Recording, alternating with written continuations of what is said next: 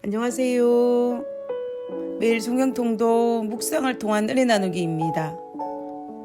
오늘의 제목은 눈앞의 이익보다는 원칙입니다. 오늘 성경 본문의 배경은 에스라 4장입니다. 에스라 4장 2절에 스룹바벨과 족장들에게 나와 이르되 우리로 너희와 함께 건축하게 하라. 우리도 너희같이 너희 하나님을 구하노라. 아수르의 왕 에살핫돈이 우리를 이리로 오게 한 날부터 우리가 하나님께 제사를 드리노라. 페르시아의 왕 고레스는 그 당시 포로 생활을 하고 있던 이스라엘 백성들을 포로에 석방시켰습니다.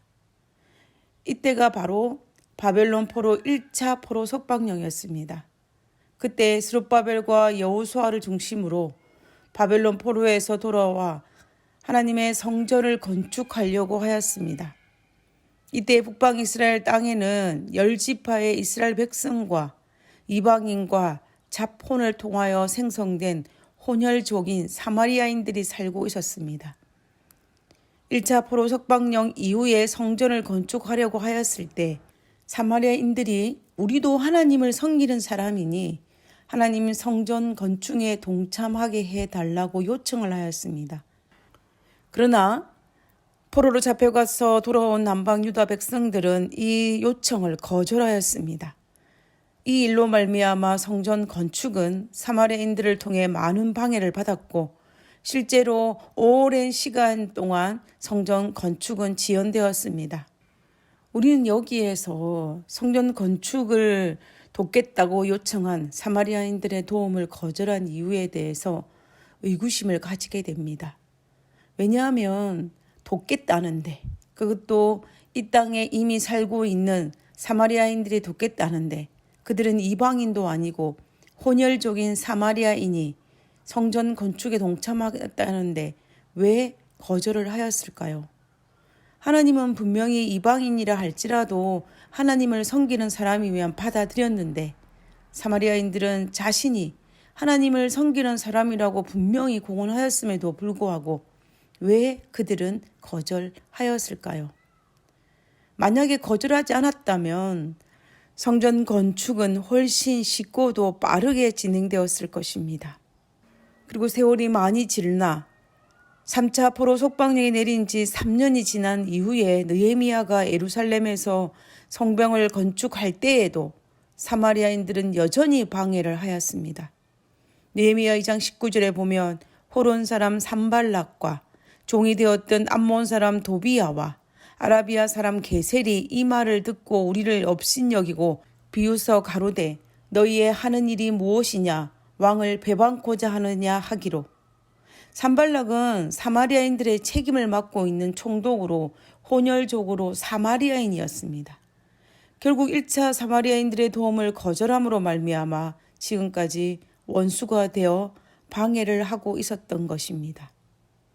왜 포로에서 돌아온 사람들은 사마리아인들의 도움을 엄청난 대가를 지불하더라도 거절을 하였을까요? 만약에 거절하지 않았다면 인간적인 눈에 보기에는 훨씬 쉬웠을 것입니다. 유다 사람은 이제 겨우 포로에서 석방되어 머나먼 곳에서 이주하여 모든 것이 부족하지만 사마리아인들은 원래 살던 곳이었기 때문에 훨씬 더 안정적이었을 것입니다. 다른 말로 하면 경제적인 형편이 훨씬 유리하다는 것입니다. 그리고 이방인도 아니고 일부는 이스라엘 백성이고 하나님을 섬긴다고 하니 모든 것이 나쁘지 않게 보였을 것입니다. 합리화하여 혼혈족인 사마리아인들의 도움을 받는 것도 그리 나쁜 전략은 아닌 것처럼 보입니다. 그럼에도 불구하고 포로에서 돌아온 유다 백성들은 일괄적으로 단칼에 거절합니다. 그 이유는 사마리아인들이 하나님을 섬긴다고 하였지만 우상과 겸하여 섬기는 우상 숭배자들이었고 참 하나님을 섬긴다고 하였지만 마음과 행실에 있어서는 우상 숭배자들이었기 때문입니다. 다른 말로 하면 결국 사마리아인들은 외향적으로는 하나님을 조금 섬기는 모습을 하고 있기는 하지만 내면적으로는 우상 숭배자였던 것입니다. 포로에서 돌아온 유다 백성들은 이 사실을 알고 있었습니다. 그래서 사마리아인들이 우상 숭배자였기 때문에 그들에게 엄청난 대가를 지불하고서라도 끝까지 그들의 요청을 받아들이지 않았던 것입니다.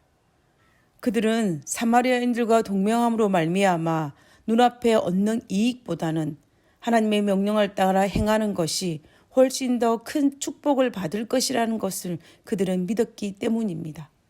그래서 거절했던 것입니다. 눈앞에 보이는 이익보다는 하나님의 원칙에 섰기 때문에 그들은 그들의 달콤한 유혹을 거절할 수가 있었고 그들에게 엄청난 대가를 지불하였지만 끝까지 그 요청을 받아들이지 아니하고 마침내 많은 시간이 걸렸지만은 하나님을 믿는 자들을 통하여서 하나님의 성전이 완성되는 것을 우리는 그들의 역사에서 볼 수가 있습니다. 바벨론 포로 70년의 삶을 통해 유대인들은 하나님의 율례와 율법을 순종하는 것이 얼마나 중요한지, 가장 중요한지를 그들이 깨달았기 때문입니다. 비록 엄청난 포로 생활 70년이라는 대가를 지불했지만 엄청난 깨달음을 가지고 있었기 때문에 그들은 포로에서 돌아와서 눈앞에 보이는 이익보다는 눈앞에 보이지 아니하는 원칙을 고수할 수 있었던 것입니다. 그리고 그 사실로 말미암아 유다 백성들은 내부적으로 어떤 분열도 일어나지 않았음을 우리는 알 수가 있습니다. 우리가 살아가는 때에도 힘들지만 눈앞에 보이는 이익보다는 이들처럼 원칙에 서서 사는 그리스도의 삶이 훨씬 더 축복된 삶의 길임을 우리는 잊지 말아야 할 것입니다. 하늘에 계신 저희들의 아버지, 눈앞에 보이는 이익보다는 눈에 보이지 아니하는 원칙을 세울 수 있는 믿음과 결단력을 허락하여 주시옵소서. 눈에 보이는 당장의 이익보다는 원칙을 고수하며 살 수 있도록 주여 도와주시옵소서.